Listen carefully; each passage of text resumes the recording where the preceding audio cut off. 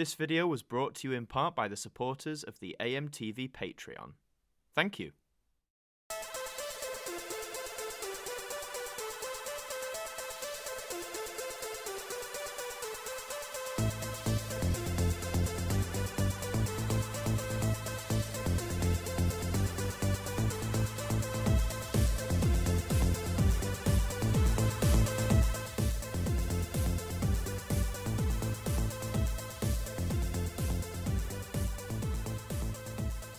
Hello there, everybody, and welcome back to AMTV Radio. This is the podcast where I'm joined by a very special guest each time, and we chat about whatever on earth we want to. And today, I am joined by someone from the WhoTuber community, known on YouTube as Gallifreyforever97, but for this podcast, we're just going to refer to him by his name, Rees. How you doing, man?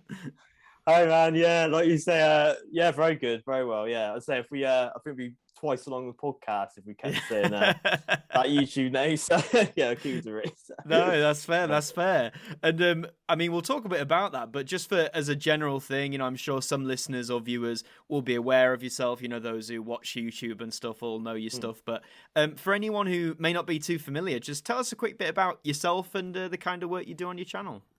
Yeah, sure. Yeah, so I've done YouTube for about 10 years now, roughly. My channel got hacked in like 2014, so that was quite a nice like restart in a way. But yeah, no, I just I'm mainly known for doing trailers, I think. That's probably most popular content. But I like to do kind of anything I feel like, really. So reviews, rankings, stuff like that, really. So I'm an open book really for doing anything on the channel, really. So. No, it's good. It's a nice spot to be in, isn't it? When you feel like you can just do whatever you want, really. There's not that weird pressure YouTube can put on people. Like, you know, you can only, you should only make like one certain thing. You're just like, I'm going to make what I want and be happy with it. Yeah, I'm sure you said probably like a schedule. Do you mean like an upload schedule? I don't do any of that. Yeah, like, something like that. If I do a video, I'll just be like, oh, okay, I'll just do one. If I don't, I don't. So yeah, I've got a very irregular upload schedule. But yeah, just sort of do what I feel creatively want to do, yeah. Nice, good, and don't worry, we will talk a bit about the various bits of work you've done on your channel. Awesome. But I have to ask, because I'm sure you've heard before. So, Gallifreyforever97, I'm going to take a stab in the dark and suggest is 1997 the year you were born?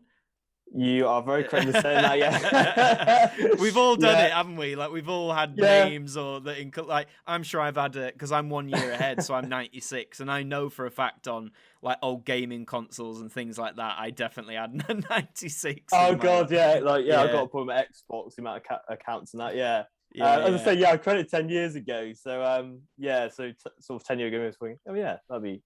So the Gallifrey Forever part, where did that come from then?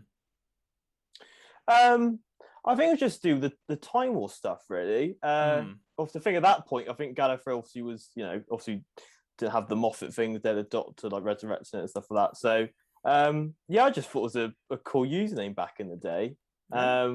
It's quite funny because when I sort of started doing it, I used to do my intro really quickly. I used to be like, "Oh, Gallifrey for 97." So everybody used to call me Gallifrey 97 because I just murmur the forever bit. Yeah. So yeah, a lot of people were like, "Oh, forever is it? Oh, okay, cool." So I like that. Yeah, just kind of like interested in like the Time Lords and that at the time, and interested in Time Lords. So yeah, it just came that really. Not sure. It's just like okay. Nice, cool. And what I like is in like your earliest videos, like the intro music, and still to a degree this day, it's like that classic like dubstep sounding like dance remix sort of thing, and I vibe with that, man. I'm a big fan of that style. So it's I should credit it is from YouTube. Someone has it's a dubstep remix, but I think it's just fits the channel, I guess. So I mean that takes me back though here when you say dubstep remix, like when everything had to have a dubstep remix, for better or for worse, of course. But that's debatable.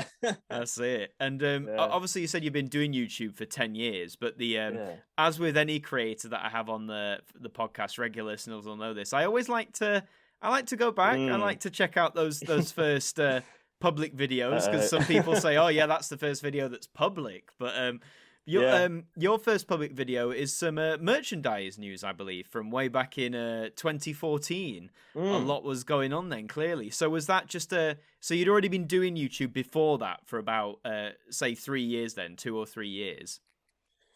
Yeah, I think I'll say 10 years. Must be over 10 years now. Sorry. Yeah, I think 2009. I think it was like the end of time. That sort of Christmas period I uploaded.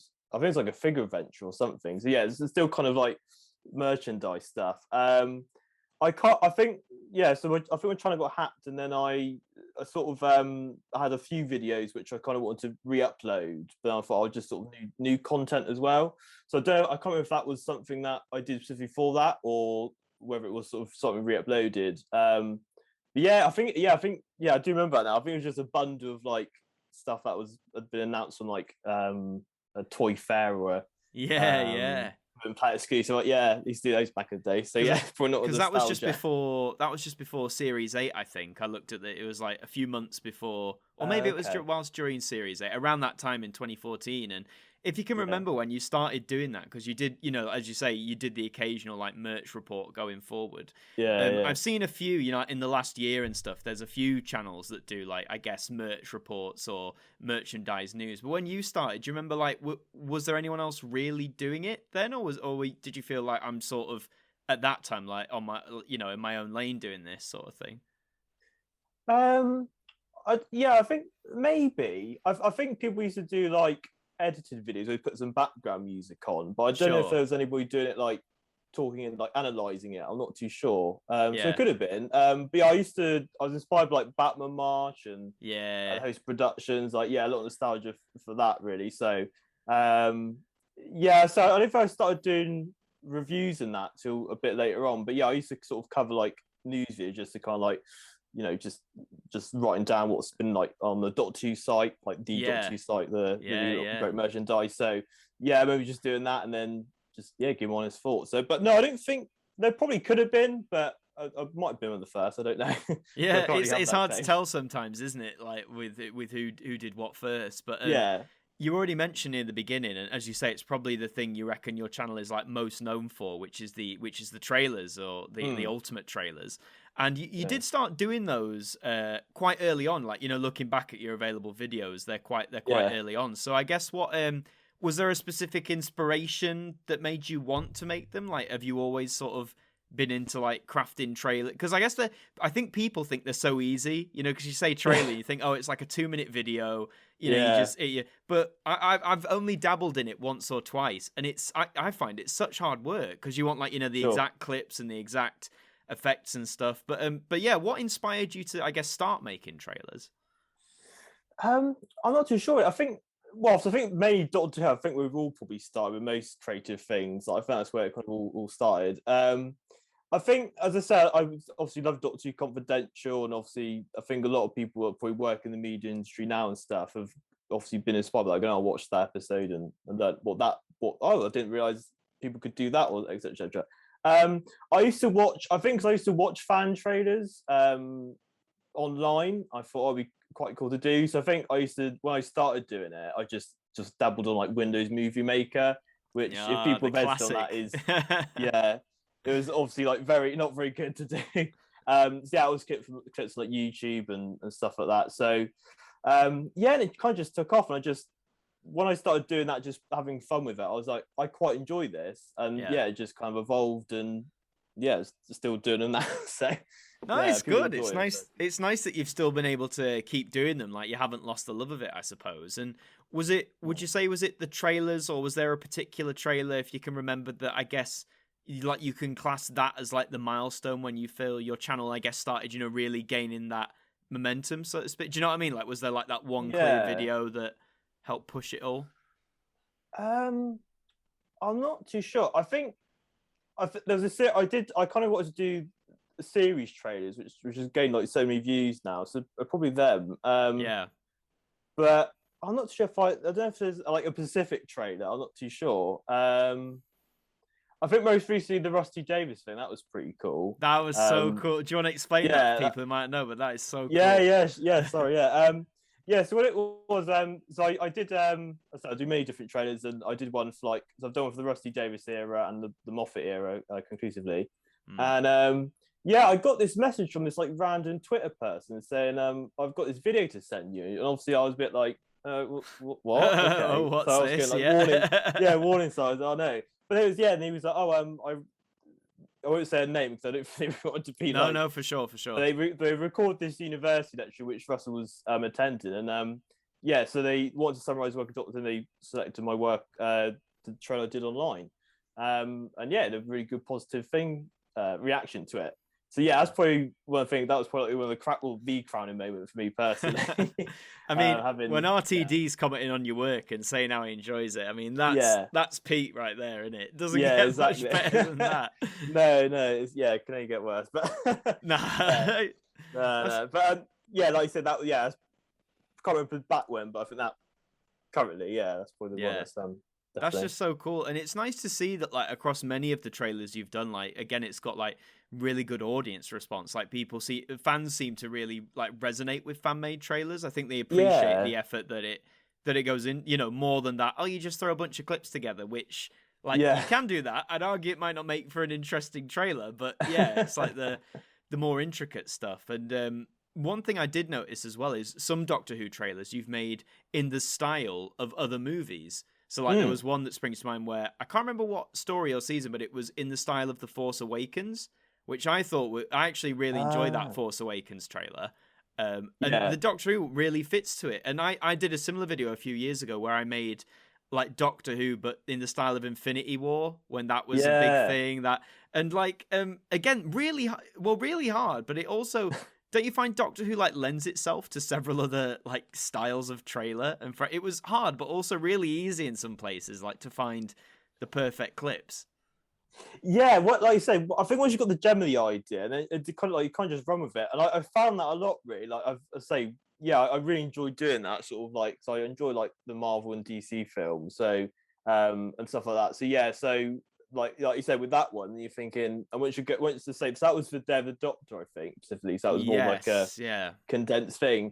But I think obviously that was kind of like the closest thing to like movie, obviously spectacle and stuff. But I think it just surprised myself really. Like you said, just going through the episode, being like, oh wow, like you said, it does lend it not itself. It does to different kind of visually and audio as well. Yeah, it's crazy, but I guess it's good. It kind of like is on that kind of same par as modern films and stuff. So it's really cool. No, it's good. And I mean, again, anyone who hasn't seen them, definitely head over to Gallifreyforever97 and check those out. No worries, man. They deserve to be seen. They're so good.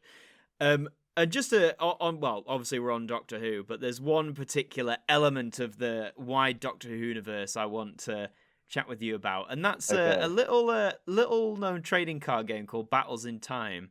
Now, I know of this. You know of this. Now, you, sir, recently, a few months ago, posted a video saying you now have the complete Battles in Time set. For anyone who's like, what's Battles in Time? Well, first of all, Google it. But it's basically a trading card game. We're about to get very nerdy with this. But pure nostalgia, pure nostalgia. But that was so cool to see that you'd only completed that recently then, or had you had it complete for years and you thought, oh well, now I'll just make a video on it? No, it was completed when the video was done. Yeah. It was going through. It was just a case of going through all stuff. I had completed most of it. It was mostly completed. I completed the first. Yes, there was 5 different releases. It was like Exterminators, Devastators. Yeah, and there was Annihilator, Invaders, Ultimate Monsters, and the Annihilators, I think, or something like that. All had names that meant bad. So I completed the first 3 way back when, and then the others I didn't complete, and then it was just a case going through old stuff that I've been sort of wanting to condense my collection a bit, and it was just kind of thinking, I just got on eBay thinking, oh, this is quite good. I just got into the zone of it, and then I just thought little by little and slowly over the lockdown stuff, I was like, oh yeah, got the complete collection now. I might as well. I basically had completed it, so I was like, I need to just complete it now. So I can claim that. That's so cool. Can you remember what the last card was that you got to complete the full thing, like the final one? Oh God, I think it was one of the ultra rare ones. Yeah. Might have been like the Ragnarok card from like. Oh yeah, the Ragnarok Eye like, or whatever. Yeah, it is. It's like one of those like it might be super rare, but it was a glow in the dark one. The glow in the dark. Yeah, I used to love that. Yeah, nice. No, yeah. I bring it up. I'm not too far behind. I think I'm missing about like 20 cards total. And I think part of that is because I remember back then, I'm sure you were as well. I remember when Exterminator came out, and now I was a big Yu-Gi-Oh kid back in the day. I wasn't into Pokemon, but Yu-Gi-Oh, that was my jam. So trading cards, I felt like, I was like, I know trading cards. I'm in this space. So then, combine trading cards with my favorite TV program. When Exterminator came out, I was like, oh my God, this is where all my pocket money's going now. So I remember I was with Exterminator, Annihilator, or whatever it was. For some reason, I passed Invader. I got no Invader sets at all, like at the time. Really? And then I jumped back on Ultimate Monsters because I loved Classic Who. So I was like, well, I've got to do this. And then, Devastator, I didn't jump on, but then that seems to be the hardest set to collect for, I've found. Anyway, there seems to be a lot less Devastator cards flying around than the first 4 sets. So I don't know if they printed less. You'd think it'd be like, you'd think it'd be the opposite way around, wouldn't you? But I did find that, like, sort of searching eBay and that. Same here, for the same reason. I say, the first 3 I was like you said, pocket money every week, like that's it, trading in school as well. Like trading in school. I was like, I'll trade this ultra rare for another one. I was like, so that's a lot of nostalgia. But for some reason I dropped out with Series 4. Like it didn't go on as much, I guess. So did you ever get shafted by trades in school? Like, someone saying, oh, give me your ultra rare TARDIS for a common Dalek 3 or whatever, it's really good. Or oh no, it was proper business. There was a couple of my friends who were in school, and we were like, have you got this ultra rare? And I was like, everyone hanging out on the corner. You got this ultra rare. Yeah, exactly. It's mad, a lot of nostalgia for that. No shafting. No, it was all. That's all good. That's good. I remember back. Well, this is more Yu-Gi-Oh, but basically there was, from one of like the PlayStation games, you got like 3 exclusive cards, and at that time, I think you can now, but at that time you couldn't get them anywhere else. But I didn't. I was a dumb 8-year-old kid. I was like, oh, these are 3. The actual cards weren't that good. It was more like the rarity of them, and I brought them to school, and this older kid, because taking advantage, was like, oh. I'll trade. You don't want those. They're 3 bad cards. I'll give you this like really strong card. It wasn't nowhere near as rare. I'll give you this really strong card for all 3 of them. And I was like, yeah, go on then. And to this day, I'm no. So, but when you're 8 years old, you don't really like. Well, I didn't clock onto it. Whereas I'm sure that any listeners who got shafted with Battles in Time, let us know. Let us know your heartache and your stories. Shame that older kid took advantage of that. He must have knew. I need. You know what I mean? But do you know what? I reckon that happened a lot though across all trading card game in schools. I bet you any money the older kids saw the younger kids with like the good cards and were like, yeah, we'll try it on with these kids, and it's just that's just the way it was. But I mean, it is a shame Battles in Time. Did you jump onto the the one they released during Matt Smith's time? I can't remember what it was called. It was sort of like a pseudo sequel to. It might have been Ultimate Monster. No, it wasn't. Monster was in the title. Yes, it was. Yeah, but a trading card game in Matt Smith's. Did you jump on that, or were you like, no, I'm done with it? I've got like the starter packs and that. I got a few, but no, I didn't really. I think Battles in Time was its own thing. I remember they did one like again for like the 50th as well. I think they launched a new one then. Oh right, okay. I don't remember that one. But... I think that was the last one they did. I think, but they did like a similar one, not as like big scale as Battles in Time, but it was but no, I think Battles in Time was such a style. That was our era, man. That was our time. But do you think? I mean, so what do you think now then? To someone like, well, both of us grew up with Battles in Time. Physical cards, buying packs, and that. All this news of the Worlds Apart game, which of course is NFT digital based. Like, do you have any thoughts on that or? It's a cool idea. I guess it's very obviously environmental friendly, I guess. But it's like it's about having like the physical thing. I don't know if I could like. I did watch Mr. Tars Review's video on it, which was really good insight because I didn't know too much about it until watching his video. Yeah. And obviously it's obviously quite a lot of money for something that's kind of digital, which I tend not to do. But I think it's it's good for like the age we live in, I guess. But it can't be physical. I think that's the thing I struggle with as well. It's like, so you're paying potentially thousands of pounds for a digital file, and if you lose that file, like you're buggered then, really. Exactly. Yeah. I thought about that. Yeah, we just want any trading. We just want more Doctor Who trading cards, like physical trading cards. That's all we want. It's not a big ask, but you're right. There is environmental concerns and all that sort of stuff as well. So I think I can't remember who used to do it on Twitter, but they used to start. I think someone was doing like I can't remember the Twitter user. I'm sure someone probably to mention it, but they used to do like the new like Capaldi's era and Whittaker era within like the Battles in Time format. Like no way! Yeah, that's ace. Oh, could you imagine if they just carried it on, like all the didn't change the look of it, like still folders. Yeah, still use the Tennant logo, but just carried on all the way up. That would have been ace. But I heard actually they're releasing I think in America to start with, I don't know if it's coming over here, there's actually going to be a new physical trading card game as well. I think I'd have to double check on that. I'm sure it was like a US like merchandise announcement thing, and there was all these different bits and pieces. And I'll have to double check, but I'm certain they said we're giving you like a brand new physical trading card game, but it might just be in the US. I hope it isn't. I do like my trading cards, but it's you can lose a lot of money on trading cards. it can be. Yeah, a lot of expense. I think they did say with that the digital one you mentioned. I think they said that they were gonna. It may become physical. Physical depends how much it gets going. I think so. Yeah. Buy enough of our digital products, then we'll give you a physical product. Basically, not a guarantee. No. No. On that physical collection, for video, for people watching on YouTube, you can see in the background you have several wonderful. It looks great. I really like it. I'm a bit late to the figure thing. Like I've got a few, but I'm not super like in that direction. Sure. But I noticed earlier you mentioned about condensing the collection. And I think for Doctor Who fans, and if anyone disagrees, you're in denial, because me and you have done it. Like, I think when you start, like, obviously you want as much as possible, right? You want all of what you want, whether it's figures or trading cards or big finish stuff, whatever it is. It's like that weird compulsion in your head that's like, I've got to have everything. And then it's like that, you have that lapse of time, and then you sort of look and think, now, do I need all of this? Do I really need all of this? So when you did condense your collection, was that a difficult process, or was it quite straightforward, I suppose?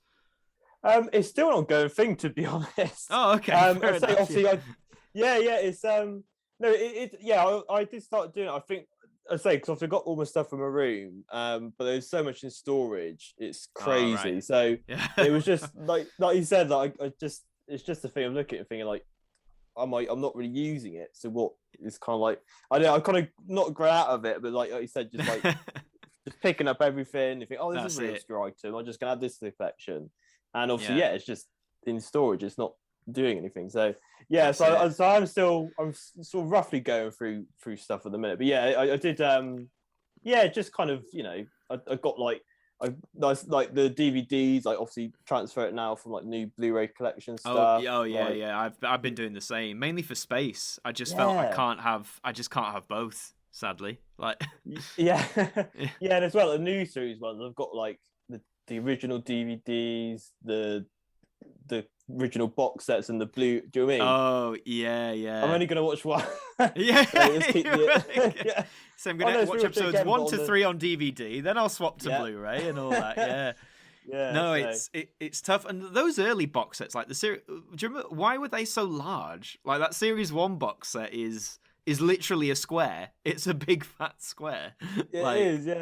We had like the limited edition TARDIS, didn't they? Which was like this massive fold out. Yeah. But it's quite funny. Like, you can see over the years, it's slowly managed. And I think it's with all media now, and it's just like how limited space for people. So like you said, comparing it to probably like the Series 12 one and Series 1, I'm sure it's a massive difference. Swings and roundabouts, isn't it? I mean, I'm in the midst of the steel books at the minute, and I'm only missing the Series 9 one, which for some reason people want to sell for like £300 now second hand, which is crazy. But, I was very lucky with that. I won that through the Dualities competition. Blimey. Yeah. So like you said, it was probably a bit after that, and at that point it was rare. So I was really lucky to I didn't know him at that point at all. So I was like, I got your friends from now. But yeah, now it's like, I was like, oh, this. And like you said, see on eBay now. It's like, so. Oh, mate, give it 50 years, you'll have a pension there. Yeah, just keep holding it. Yeah, that's it. I don't know if they'll re-release it though. That's the thing. Obviously, they've gone up to Series 8 now. Whether they'll re-release Series 9 and 10, because they are quite rare to get now. So yeah, they're leaving the gap, aren't they? Because I remember, like Series, the 7, the specials, and Series 8 seemed to come out within like a month of each other or 2 months. Yeah, it was quite a fast thing. Yeah, and now it's been like nope. Yeah, it's been like 4 months since Series 8, and everyone's like, oh, are they gonna do it? Are they gonna do it? It's like it's like the soundtracks all over again. Like, oh god, yeah, the Series 10 soundtrack, I think it is. Yeah, maybe they will. Maybe they'll wait forever and then be like, surprise, there you go, out of nowhere, make it very limited, and then that'll be rare, and the capitalist cycle begins again. But we're Doctor Who fans, so it doesn't matter. We never know. We don't. I mean, people bought the stories on VHS, and then they were like, look, DVD, and they were like, all right, one more time, and then they were like, look, Blu-ray, and they were like, all right, one more time. But they couldn't get away with doing like 4K, surely. Not like. No, I don't know who, I don't know which video it was, but Chris Chapman made a good point, saying like, I wish we could, like, if they do it again with the collection, just like release a DVD so they just like slot in like replacement ones instead of like buying the whole thing again. Like, yeah, surely. Well, I don't know. Technology's advanced all the time, so maybe 10 to 20 years time. I don't know. What you're saying is, Whovians listening, prepare your wallets, because it'll happen again. It'll happen again. So with your collection, then, like you say, you've condensed. But if there was, it's the age-old question. But if everything was on fire and you could only save one bit of Doctor Who merch or memorabilia, is there like a go-to thing, like you'd know in an instant what you'd save as your one thing? Oh gosh, I know it's a big question. It is, yeah. I'd probably burn alive before I've decided. I think the most nostalgia thing with the figures were probably the first ones I had, just for pure nostalgia. Like, sure. I just remember, going to Toys R Us and seeing, like, I was like, they got 2 figures, like watching the show and then being like, oh my god! And it was like, at the time, it was like, right, you can choose. I think it was 1 or 2. So I had it was like the David Tennant one, and then I think it was like the Cyber Controller or something. It was like something like that. And that's what.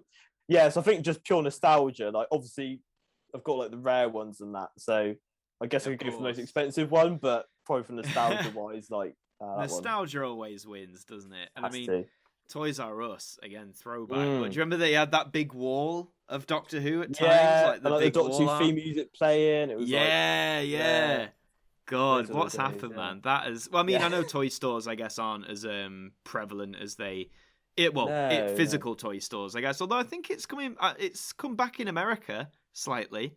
Toys R Us. So maybe... I did see a video on that. Yeah, they've popped up like a few little stores, haven't they, or something? Yeah, we can only hope. We can only hope it happens over here.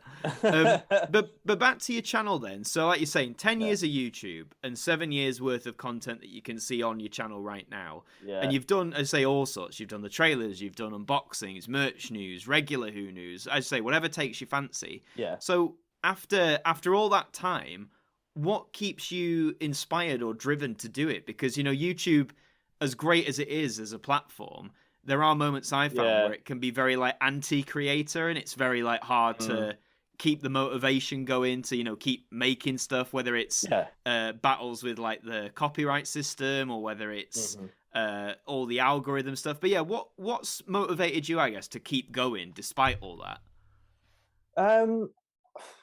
I think because, like, first, I think, as I mentioned earlier, I think because I don't do the schedule thing, because I just kind of do it when I feel like it. I don't feel kind of like, oh, I need to do it. Like, sometimes, yeah, it is like a struggle thing. Oh, they've released a news thing. You kind of get in the brain thing, like, right, I need to get this out as soon as possible. So, like, the algorithm, all that kind of stuff. But I think, to be honest, I think it's just kind of like the people that watch it and just seeing the comments and that. I think if that wasn't there, I wouldn't obviously do it. But luckily, I was sort of get really nice comments and sort of that interaction and being involved in like the sort of the community of the Who fans. Cause I love the show so much. Doing it's like, sort of sharing that love with everybody else. So yeah, I think it's just the interaction. To be honest with me, like, not really bothered how many subscribers I get or like certain like videos that if I go off .2 track, it would just be like if I do like at Marvel or something else, like no views. But but it's I think the .2 thing. I think just the audience really. I think just being involved. No, it's good, and it's really positive that positive interaction's out there because sadly I think a lot of fandoms have it, but I think the Doctor Who fandom gets it a lot. A lot of people have negative views of for various reasons. Like there's various things that. So it's just nice to hear, a creator like yourself in the space who's like, no, you've got like a positive vibe around yourself, and obviously the people who interact with it. It's good, and it shows that it is out there. So I think obviously, of course, you get like I think since Jessica, I think the amount of like horrible comments about the current era of the show and stuff like that has just gone like through the roof. Like you could be not talking about it, just be ended up with like I don't know. So so kind of like it's a mixed bag, but I focus on the positives, So that's what you'll do. Best way to go, man. And like you say, you love the show. So again, another important question is, where did you start with Doctor Who as a whole? Then, like, how did you get into this wee program? This little program. I remember my first early memories of it. I didn't know what Doctor Who was at the time, but I found out my grandparents had UK Gold on, and I remember it now. Sort of describing it. It was the Ark in Space and some time experiment. Oh, sound. I remember, I think my first Doctor Who was the bubble wrap. Thing. So but then so I knew who it was, and then obviously when it came back in 2005, I was being pushed to watch it because they know what they start. But I sort of kind of tuned in or out. I remember like family members being like, "Oh, the Darks are back. You've got to watch this episode." And I was like, "Nah, I want to go play with like my friends outside." It was like, and at the time, you should be like, obviously, back of myself thinking like, "You should have been there." I remember like the regeneration thing. I remember, I had some friends around. They were like, and one of my parents was like, "Oh yeah, like this the regeneration episode tonight." And I think they got the timing wrong in the TV guide, so we literally caught the last regeneration bit, literally last 5 minutes. So I saw the regeneration, but I missed the whole thing before that. You missed the whole played out of it, but you were like, So I kind of shut out with series 1, but Christmas Invasion again, not really, but New Earth, I clicked and I was like, I don't know what happened, but New Earth, and I was like, I need to watch this week to week now. And I literally remember the next week, Tuff and Claw being like, I need to be home for this. This has got to be like, if I was out somewhere, I couldn't miss episodes. So I don't know what changed. But I just really got into it by series 2 for some reason. I don't know why. But that's so interesting that you say, like, because I think a lot of people our age, like you say, they got into the show, I guess, properly with series 1, the first of the revival, and that became like event television. But that's so interesting that for whatever reason, that first series, you just sort of dipped in and out, and then, like you said, either like missing it or like sort of it was a strange gradual thing, but it was good though, because then when I finished series 2 and I was like really into it, I had series 1 to go back to, and like I remember like picking up the volume DVDs and be like, oh, I've seen this one, not seen this one, so it was like so I guess that was good in one way, but in hindsight, don't you think those volume sets were such a rip-off? In hindsight, like probably I didn't pay for it at the time. So you're all right then, I know. I was like, cool DVD, but probably how much were they? I can't remember. Like, I think I don't have it anymore. I remember buying the with my birthday money. It was series 2 volume, whichever volume it was that had the Impossible Planet and the Satan Pit on it. That 2-part. Oh, yeah, and Yeah, I swear the sticker, because it was on there for years, I swear it used to say like $15.99 or something like that for 3 episodes, and in hindsight I'm like, you ripped me off, fam. Like, you just ripped me off completely. That is quite a... Well, I don't imagine how much the collections must have been, like the complete series at the time. The box sets, Yeah, it must have been like... I vaguely remember series 1, because of course DVDs, I guess then, they weren't new, but they were still like, I guess not adapted. Like, we still use VHS in our house in 2005. Box sets, I think they were quite pricey, like at the very beginning, I think. Yeah, I never used to collect the box sets. I used to DVDs. But I think, as I say, when I got more older and that, I kind of realised there's more like behind the scenes stuff, because it won't even the DVDs, like you say, you're paying $15.99. There's no special features. It was just the episodes, wasn't it? Just three 45-minute episodes, and that's it. That's your lot. So exactly, yeah. I remember that one. I think the one you mentioned, I think also had Love and Monsters tied on. It did, yeah. Yeah. Which is one of those that, as a 10-year-old, I was like, I don't like this one because it's not got the Doctor in it. And now I do like it a lot more now. But yeah, I think I don't know what convinced me to spend my money on the one where it was like, well, I've got 3 episodes and one of them I don't like. That was a smart business move. Was like, no. Mate, I don't know why, like, oh god, sorry. No, I was just say you can tell I wasn't a bright kid. I got shafted at Yu-Gi-Oh, and then I wasted my money on 2/3 of the product. But sorry, what were you gonna say? Well, no, I was gonna say like the Love and Monsters and Fear Her thing. Like, I don't think they're like I think it was cool not to like them, wasn't it? And I don't know if it still are, but I enjoy them. Like, I think it's quite. I don't know if it's nostalgia or not, but yeah, I don't know why these 2 episodes get quite a reputation, but. I guess the only bit of fear, like you say, I don't think Fear Her is like the worst thing ever, but I think the bit that I still sort of cringe at a bit is like the ending, like, you know, him running and lighting the torch of the Olympic flame. I'm like, I get what you're doing, but I'm just like, it's just a little bit cringe. Like, you know, they wanted the moment of, oh look, it's the Doctor lighting the Olympic flame, but you know, no one on the news, you know, he's meant to be this alien. He's on like worldwide TV, and he's just like, I'm gonna like the Olympic flame. The commentators don't question it. No one questions it. So yeah, it's just I'm a bit like, that's a bit cringe, but it is quite funny. Like, obviously that and Dalek had like stories from 2012, which one, you know what I mean? It is quite. I would have done it like further away, stuff like that. It's quite funny because obviously, like, what was that? Yeah, series 7 one at the time must have been. So it's quite funny to.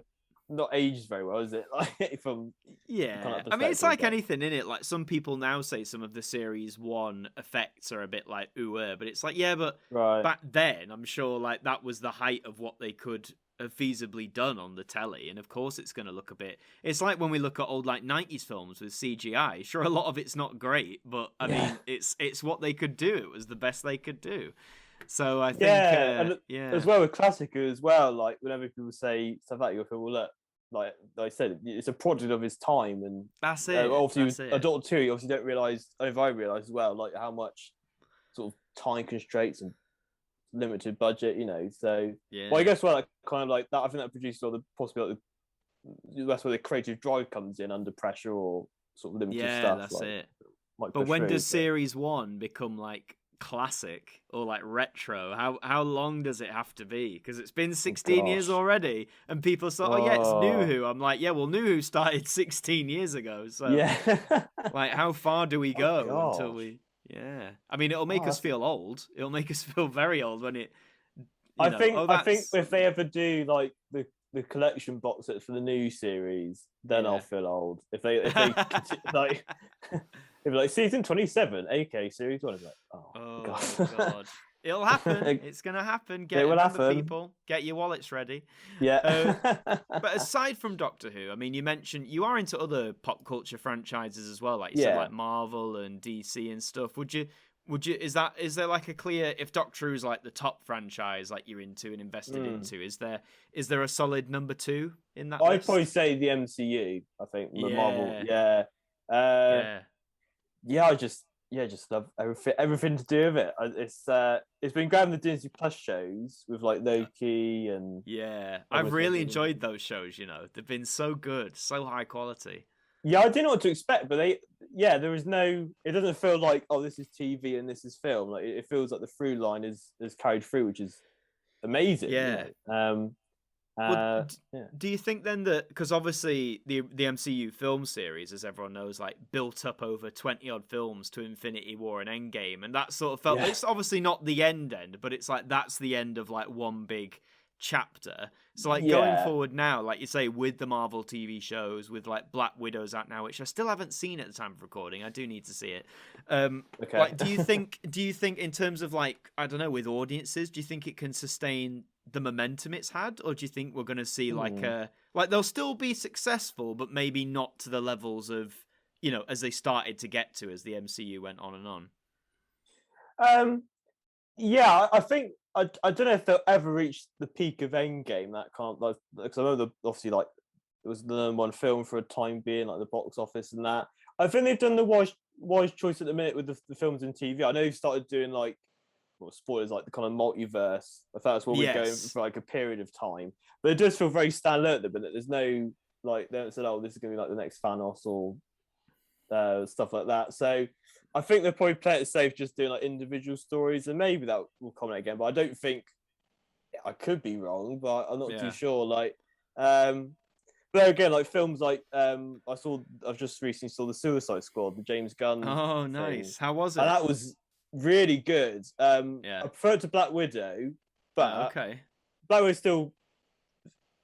Yeah, it was good. Nothing like they call it mid-tier Marvel film, I'd say, which is still pretty good. But yeah, like the Suicide Squad, like I think it's just James Gunn. I think it's just James Gunn. Like, really... Such a wonderful director. Like his films are so good. Definitely check those two out, I guess. But no, the Suicide Squad I've thoroughly enjoyed, which makes it exciting again. You know, so I think it just kind of needs that. I think it's doing the right thing with like you've got like Shang-Chi and the Eternals coming out, giving us a new.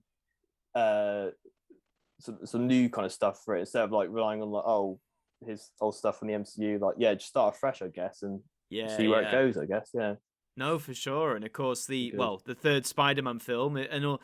The Spider-Man fan base is weird. Like the amount of vitriol people are spouting out about. Give us a trailer. Give us a trailer. It's like they'll drop it when they want, fam. Just. Although I'm saying that sometimes Doctor Who fans aren't much better, so I think I can't really complain on that. I think that with anything really. I think because I think it's quite close. I think like I was reading online with like Venom 2. They haven't the most recent trailer for that didn't have a date, so I don't know if they're waiting for like whether they're going to release it when they're going to release it. So that might be the whole of the trailer. But I remember with Series 13, like any stuff from the official Twitter account was just like Series 13 trailer, where is it? It's like, whoa, I can't. Yeah, it's like calm down, everyone. Yeah, it's gonna arrive and all that sort of stuff. Yeah. So, are you a Star Wars fan by any chance as well? I do enjoy it. Probably not on the same level as Doctor Who Marvel, but I enjoy the films and love the Mandalorian. I do have a Baby Yoda. Goes by my house, people will see a Baby Yoda just looking at you out the window. I enjoy it. I fairly enjoyed the most recent trilogy. Probably my favorite. That was probably Last Jedi. Yes, thank you. I really enjoyed that. Oh, good. Yeah, lots of people like dunk on it for being this and that, but I just think, hey, at least it tried something really different for the franchise. Like, and. I don't know if you agree. I think the fact that it was different directors for the two J.J. Abrams and Rian Johnson, like that lack of like a plan basically sort of hindered them, because The Last Jedi is so different, and then Rise of Skywalker is just like let's just forget about like 90% of that last film, and it's it felt like it was just trying to recorrect The Last Jedi. I know people. I think. Because they tried to like culminate in obviously the Rise of Skywalker, it was like, there wasn't a plan and stuff. But like you said, I think it would have been cool if they did. I think there was Colin Trevorrow or something like that, who's done like the Jurassic Park films. He was going to do the final one, for example. But I think they just saw, obviously like the general backlash to it. Even though I love The Last Jedi, like yourself, because I thought it was just creative and it was sort of what I wasn't expecting from Star Wars and that. Some really great ideas and stuff. So. Yeah, so I was very excited about that. So when I was going to Rise of Skywalker, I was just like, this is it, eh? We've gone back a step. That's what it's just that's the thing. It must be hard, like with all these big franchise stuff, to do something quite independent or like fresh or new. It must be hard to like But I definitely Last Jedi was my favorite from the. New. Good. Nice. No, it's not just me out there, but same here. And talking on fresh and new, of course, at the time of recording, we've heard that Jodie and Chris Chibnall are going to be leaving the show. Again, this is could bugger it up, but at the time of recording, we do not know who the new Doctor and new showrunner are. But did you have any thoughts on who you'd want to? If you were in charge, who would you put in those roles? Or Not overly. I think we should continue with like a female Doctor or someone of color, or just I think evolving. I don't want to go back to like. I think if we went back to like a lot of people campaigning for it to be like another like sort of male and stuff, I think we should just go forward now. I don't think.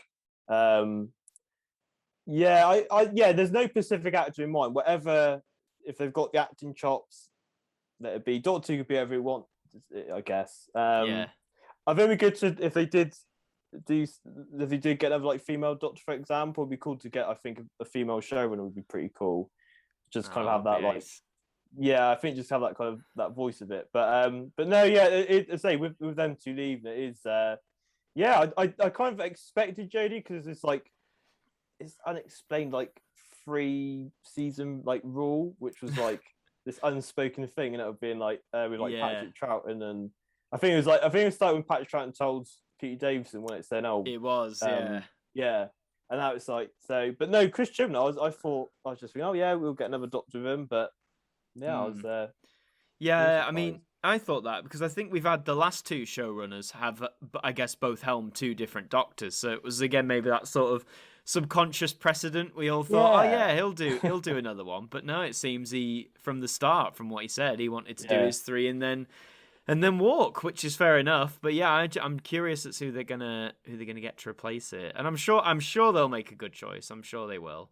I definitely got vibes of how it was when it's weird because obviously I think with like Moffat and that we didn't know. Well, obviously we knew Chris Chibnall was going to be taken over. We didn't know where it was going to be Jodie and that. So it's exciting that we're kind of in this thing of like Doctor Who could be anything again now. Absolutely. In it, so yeah, get some fresh new talent on in front of the camera, behind the scenes, and that's it. That's it. And what have you enjoyed this current era? I have, yeah. No, I think it's I think cinematically and it's shot beautifully. I enjoyed. I don't mind the Time as Children thing. I know that's quite everyone's favourite. Yeah, touch that bubble. No, I have. I think I've really loved Jodie. I think she's brought such a sort of hopeful energy to it, and I've enjoyed most of the stories in that. So I'd be sad to see her and Chris go, but I'm very excited for series 13. I think hopefully it all kind of culminates, you know. I couldn't agree more. Like you say, that I think that was a good summation. The hopeful energy, she definitely does have that hopeful streak, and it's fun. I found it's so fun watching Doctor Who these days. Not that it wasn't before, but it's like a renewed sense of fun for me anyway. So it's been fantastic. And on fantastic now, Rees, we're going to come to the part of the show. I'm introducing it for this season, for season 4. It's just asking three simple questions. They could have a wide perspective of answers. And the first is titled The One I Love, which is basically you get to choose one Doctor Who story. It doesn't have to be your all-time favourite necessarily, but one that you just love. Like you mentioned, it could be like for nostalgia, or it could be for a whole host of reasons. It can be your all-time favourite if you want it to be, but what would you class as the one you love, do you think, out of all Doctor Who? Okay. This is not my favourite. And it's probably a lot of people's least favorites, but it's one of those. It's a story again, nostalgia. I had this on VHS. It's got Revenge of the Cybermen. Ooh, okay, yeah, but I could watch that over and over again. I remember getting the VHS and just watching it again. So I think I'll go for that. No, that's a sound choice. Give that some love, yeah. Sassy Cybermen and all, hands on hips and all that sort of stuff. Excellent. Oh, so much promise that one had, I think. Just got let down a little bit by various things. But it's a fun watch. It is a fun watch, yeah. And okay, so I've marked that down. Revenge of the Cybermen. Wasn't expecting that one. No, it's good. I thought I'd go for a favourite, so I thought let's go for that one. Yeah, let's do it. The next one is called One and Done, which is basically it's a Doctor Who story where you've watched it and you either think, right, I'm either never going to watch that again, or I'm not going to watch it unless I have to for something, or you won't touch it. You do you know what I mean? Something you won't touch for a long time to come. Is there any that spring to mind for that? I'd probably say the Sri Lanka conundrum. Oh, okay, yeah. I think.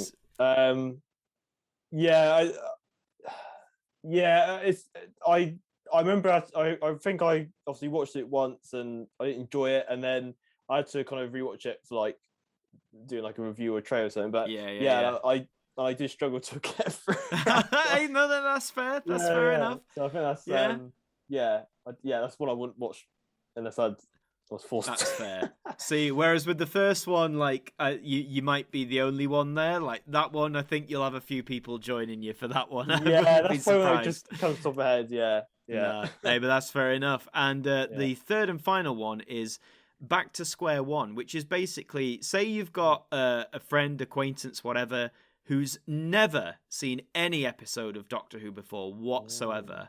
And you've got to pick one story, can be from classic, new, whatever. You've got to pick one story that you think will serve as like, not just a good like first story for them, but something you think will get them interested in the show and make them say, I want to watch more of this, if that makes sense. Yeah.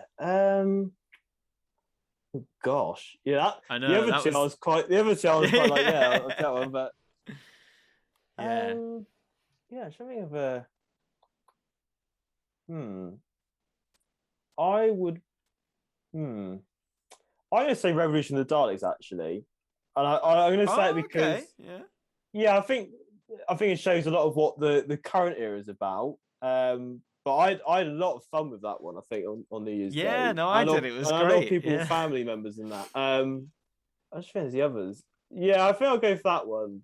I don't know if that's like a cop-out answer, but it's not a cop-out at all. It wasn't. Again, I didn't expect it. I didn't think you'd pick the... All right, but I think that's a good summation, because like yourself, I had a lot of fun with Revolution. And I think you're right. It does summate like what this current era is all about. And I think it's very enjoyable. Yes, I know like people say, oh, but the plot holes and I think it's one of those where... Well, for me at least, it's New Year's Day. We've all had a bit of a drink, and I was like, I'm just here for a fun time. I don't think I really had my brain switched on. I was like, I'm just here for a laugh or whatever. Yeah. But that's a solid choice, man. I rate that. Thank you for suggesting those three. Really appreciate it. No worries. Yeah, it's just interesting because I think no matter when you ask those questions, everyone's going to have a different combination of three. I don't think you're ever going to get I don't think you get the same one answer. No, yeah. They'd be interested. They'd be interested to watch these back and be like, "Oh, okay, they said that. Oh, awesome." So it'd be cool to see what different answers you get from that. Yeah, I'll be curious if when I finish this series, if any two stories come up twice in any category. Yeah. But so far it hasn't happened yet at the time of recording. No. It hasn't happened yet, so we'll see. We'll see. Yeah. Well, we're coming towards the end of the show, but before we do, I've got to ask Rees, what you've been doing this 10 years, so what possibly is next for Gallifreyforever97? Have you got any... I know you say you don't keep to schedule, but have you got any, I guess, early ideas of what you want to do? Or is it going to just be when it comes to you, you'll make it sort of thing? I've got a few ideas, like trailer ideas and possible discussion videos. I think when Series 13 revs up and that's going, I'll probably have like a load of different stuff coming out. No, for sure. But definitely a few different trailer edits. Quite a cool little few ideas. I wanted to do. I don't know if you've seen like Rachel Talalay, who's doing. Oh yes. Yeah, I really want to do like a trailer for her, all her episodes, and just that'd be cool. I just wanted to, I don't know, because I think I've seen like doing like all the. She's a really cool behind the scenes stuff for the Doctor Falls and that. So kind of stuff that I've got I would like to do or. But very much kind of like just see how it goes. Like, I think when the new B&M sets, I'll probably eventually when I probably get them from tracking them down for ages. I'll do reviews of them, but. We're recording this in August, and it annoys me when they be like, "Oh, they're released mid-August," and it's like, right, well, what is what do you consider mid-August? I went recently to my B&M, and there was nothing there, so clearly it's not mid-August just yet. Maybe in a week or so. No. But, it is a nerve-wracking thing, and it is a it is a horrible thing. Like I was kind of like when they announced him, I was like, oh yeah, and then you kind of that syncophy of like, oh no, B&M hunting again, please. Yeah, oh, no. I know it's hard, isn't it? Easy. Well, with where I am, we've got a big, like big box BMN store, so I'd like to think they've been good before, so I'd like to think they'll have stuff this time. But you just never know. So it seems like sometimes they do, and then sometimes there's nothing, no matter how big the store is, which is really weird. Yeah, no. Thankfully for me, I've been very lucky with them. Usually, sometimes it would be people like saying who I know mutually who sort of live in like different cities. Like, hey, there's some here, so I will go there and sort of like, oh, thanks for the heads up and stuff like that. But yeah, it can be a struggle. I wish they just released them online, but hey. If only. I mean, online though, character must find it so weird. They do all these toy lines, popular kid stuff, and I'm sure they do all right. And then they're like, oh, what? We're releasing this set of a program and a TARDIS from 50 years ago. Like, no one's gonna buy this. And then it's like, oh, we've had our websites crashed. Yeah. So, oh gosh, yeah. Especially this the second Doctor and TARDIS one. Yeah. It took me about 20 minutes to get through the whole finding it, paying for it. It was just like, I had that as well, like holding your breath when it's on like the loading screen. Yeah, thinking, I was like, don't go through? Don't vote me now. Yeah. It's like getting tickets like a festival, so it's like, please, no, stop, no, go. Yeah. And they're like, why are the phones ringing? And they're like, we're getting a lot of people saying, I want the TARDIS with the wrong door panel or whatever. They just must find it so odd. But then again, they probably know they can sell it, which is why they keep making it. And character, please keep making stuff. It's very good. Yeah, it's funny going to B&M because like the people like, oh, Doctor Who, and you can totally find a lot of people. He's one of them. Yeah, he's one of them. Yeah. I think the funniest thing was when I was at the checkout for one. I think it was like a couple of years ago, and they said, we had someone in here spend like £600. Oh, a scalper, lovely. Yeah, and I was like, there must be some policy against that, and they're like, well, they're buying it, so. Wow, they're giving us money. Yeah, it doesn't exactly. Matter, yeah. No, I did notice with that second Doctor Online one, I think they were limiting it to 1 or 2 per customer. I can't remember. I think there was a limit, so maybe they are starting to do that, because scalpers, especially with B&M sets, are hideous. Like, it's just such it would be nice just to the sort of genuine people obviously want them could get them, in B&M and stuff, but that's up to B&M. But like you said, it's good that you can. I noticed that when I used to go like Forbidden Planet in London and that, they have be like if I think the Marvel Legends line, I don't. Oh yeah. But that was always like if there was a new one in there, it would be always like a 1 per customer, which is quite a cool thing to do, I think. So. No, it works better that way. I think it's just, as I say, it's more fair. But yeah, those poor B&M staff, like you said, I had one where I think it was when when the recent sets leaked a few months ago, like pictures of them, and then there were rumors being like, oh, some are already on shop shelves like early. So of course I couldn't resist. I went into mine, and they weren't there. So go to a staff member and just said, excuse me, do you have any Doctor Who products? And she literally sighed. She went, no. And I was like, okay. I was like, you've been asked this before. So, yeah. We're a special breed. Yeah, I know. I remember last time I was like, it was the same person. They're probably thinking, oh, he's here again, for goodness sake. No, don't ask the question. No. That's like me with HMV, because I love my music as well, and they probably say, oh, he's here again. Yeah, it's like, he's back again. So, well, they don't care there, because they're like, oh, he's come to give us more money. He's like, yeah. Buy as much as you want. Ask as much as you want. Oh, they love it there. They're like, oh, you're buying this vinyl? Oh, do you wanna buy this as well? And do you wanna buy that? I'm like, yeah, go on then. Oh, that's dear. Awesome. Capitalism at work, folks. That's what it is. But that's today's podcast. Capitalism. Yeah. That's going to be the subtitle. Gallifreyforever97, capitalism summarized or whatever. But no, Rees, honestly, it's been such a pleasure having you on today. It's been fab chatting with you. I hope you've enjoyed it as well. Oh, I've loved it. No, thanks for having me on that. Yeah, I've really had a great time. No, pleasure. Yeah. And just before you go, if you want to shout out any, your channel, social media, please feel free to do so. So you have to say, you can look on YouTube, Gallifreyforever97. I've also got Twitter, Facebook, and Instagram.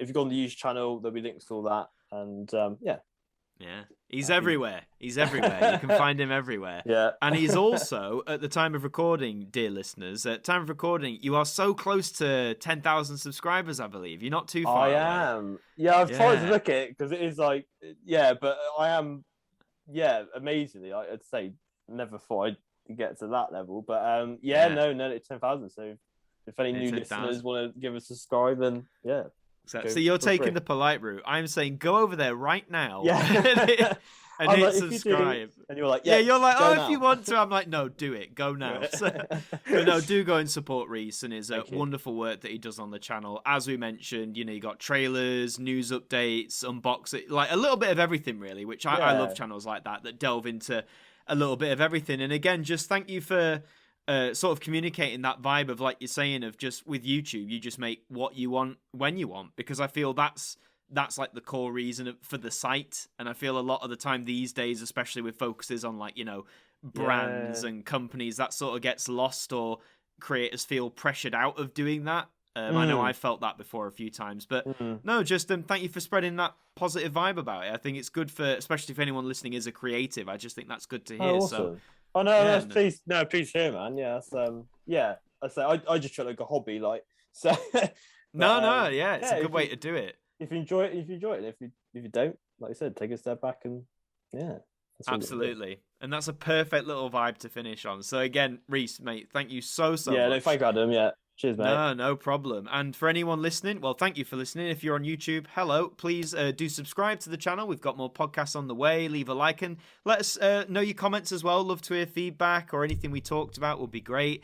If you're listening to this on Spotify, Apple Music, all the other websites I can't remember the names of because there's so many.